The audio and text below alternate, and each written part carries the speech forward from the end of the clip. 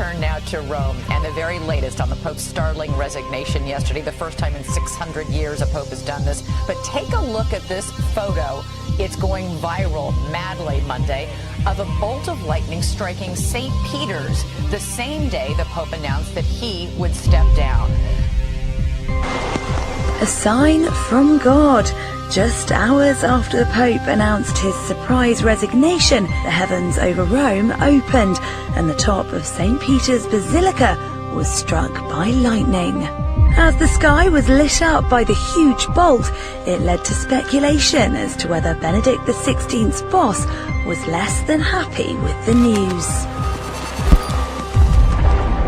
The apparent divine intervention came as the 85-year-old pontiff sent shockwaves through the church on Monday after announcing his retirement, saying he no longer had the mental or physical strength to carry on. A rispondere dicendo di accettare, confidando. We want to show you some extraordinary pictures which came to us from the Vatican on what was, of course, an extraordinary day. Within hours of Pope Benedict announcing that he was to resign, take a look at this. Lightning struck St. Peter's Basilica. You can see it again now in slow motion. A sign of the times, a harbinger, Benedict releasing a dove of peace on the memorial of the Holocaust. Now, right when he did this, it was attacked immediately. A seagull swooped in and attacked the dove at this point. The whole crowd witnessed it. A lot of people thought that it was an omen. Well, it wasn't long after this that you had seen Benedict give up his position. And now we have Pope Francis. And now, what is very interesting is that almost 1 year to the day, if this isn't crazy enough, it has happened again. What you see here is Pope Francis in the Ukraine with some children from the Ukraine, letting out doves. This was in St. Peter's Square at the Vatican. And these doves were released and instantly came under attack.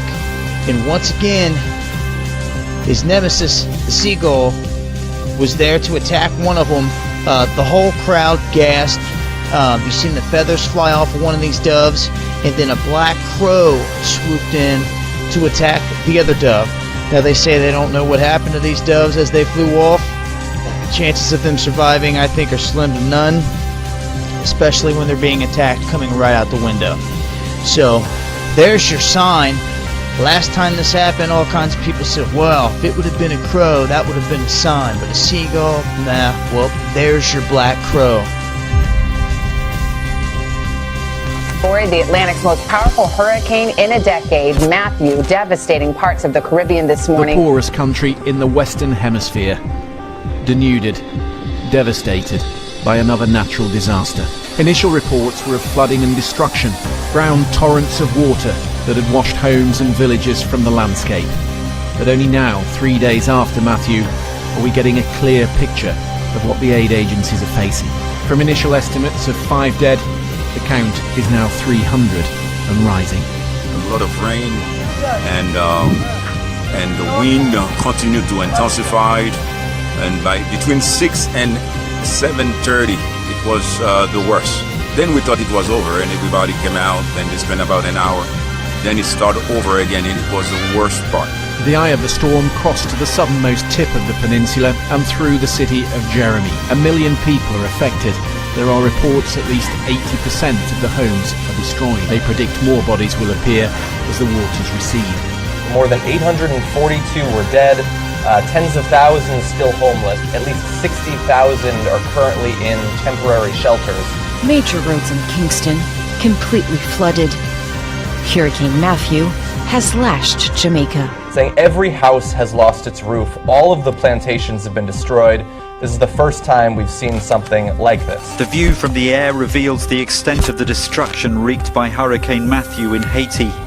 Hundreds of people are known to have died as the storm sweeps through the Caribbean. Dude, that coming straight.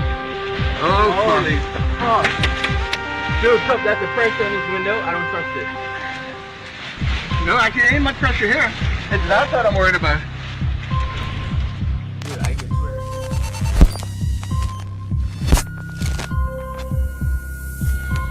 If things could not get any stranger, just a few days ago, an entire river in Russia has turned blood red.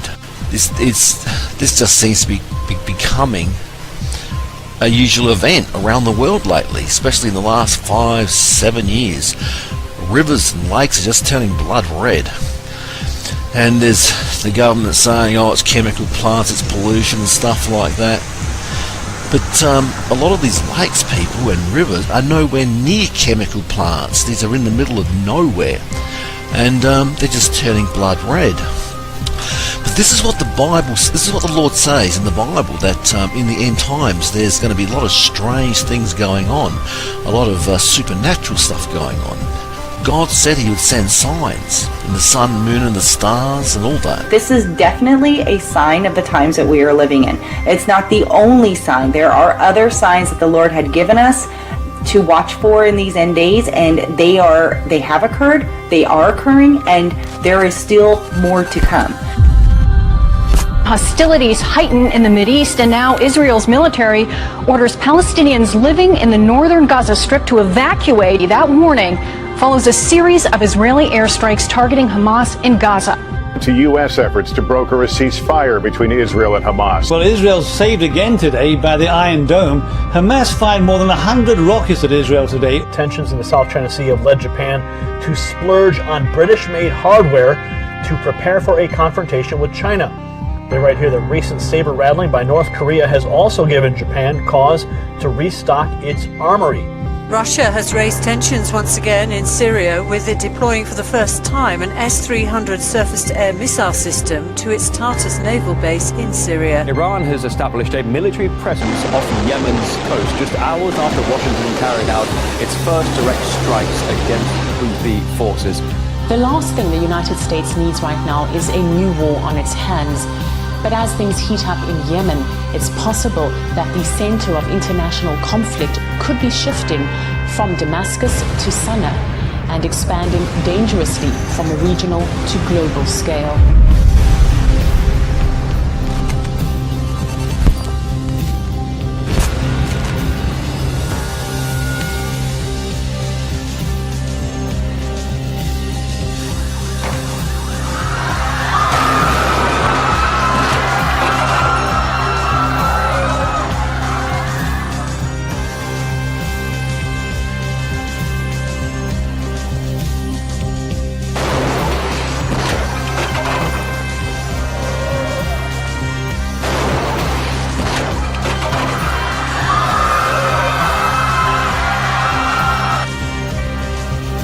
In Monroe, Ohio, the King of Kings is now ashes to ashes.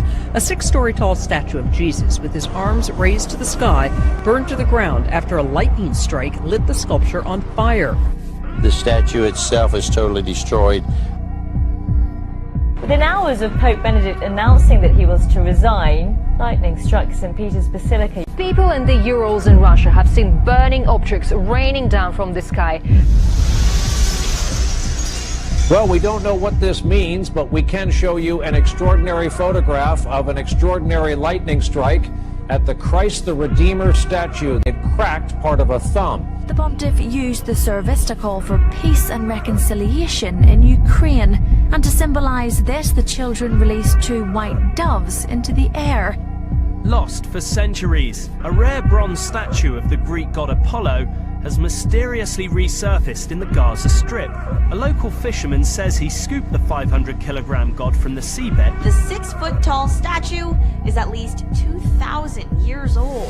US President Barack Obama has warned Russia that any military intervention in Ukraine would lead to unspecified costs. World leaders wearing bizarre Illuminati eye-style pyramid badges. The center stage for the summit included these Egyptian-style hieroglyphs, an iris in the middle suspended above a holographic-style pyramid. Well, NASA calls it a rare celestial event, and for many Christians, the upcoming phenomena dubbed the blood moon signals a supernatural connection to biblical prophecy. Now, over the next year, beginning on Tuesday, there will be 4 successive blood moons. I want to point out that these celestial happenings have taken place only a handful of times over the past 2,000 years, but the last 3 events coincided with historic events that began in 1493 and ended in 1967 with the advent of the Six-Day Arab-Israeli War. The accompanied 4 blood red moons has only occurred 3 times in the past 500 years.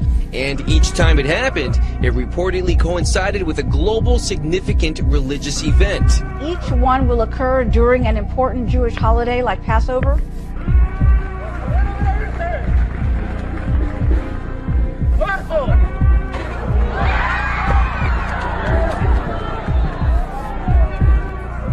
A young man was killed in northern Italy on Thursday when a 600-kilogram statue erected in honor of Pope John Paul II collapsed and crushed him.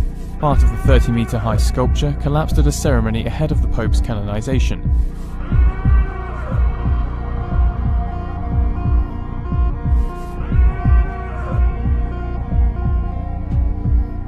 Nimrod, Ishtar, Astarte, the Queen of Heaven,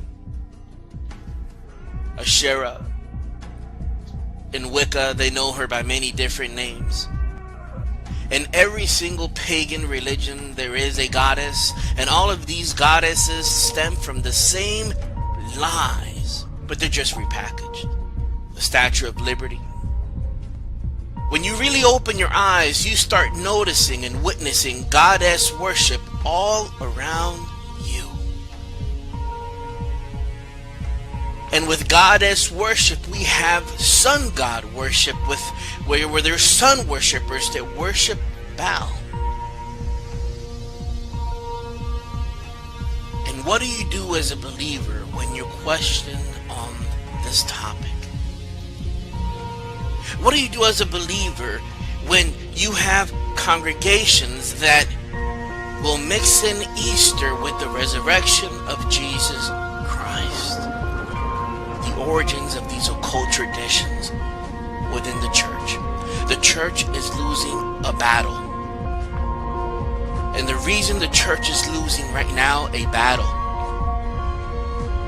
in terms of allowing so many false doctrines to come in terms of allowing all of this wickedness to come in the church, the prosperity gospel, the word of faith movement, so many different branches of false teachings that are taken to an extreme that pollute the church.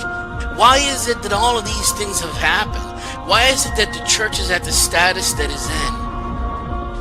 God tells us not to worship him as the heathens do.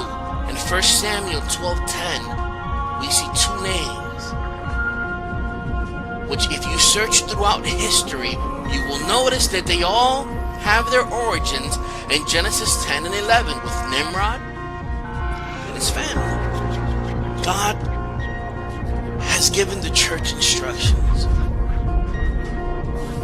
In Kings 11:33, because that they have forsaken me and have worshipped Ashtoreth, the goddess of the Sidonians.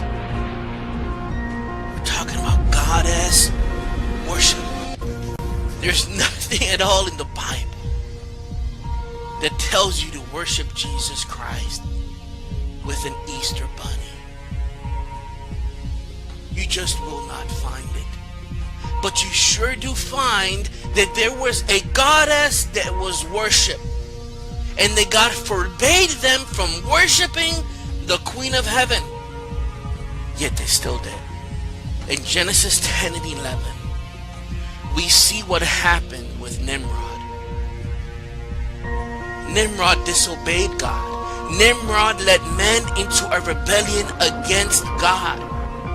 When Nimrod passed away, he was cut up into 14 pieces. Once these 14 pieces were cut up, Semiramis had people look for these pieces. She found all of the pieces except one, and that was his male reproductive organ. So because she couldn't find his male reproductive organ, they had the obelisk made in the name of Nimrod, which many proclaim that it is Osiris in quote-unquote secular history.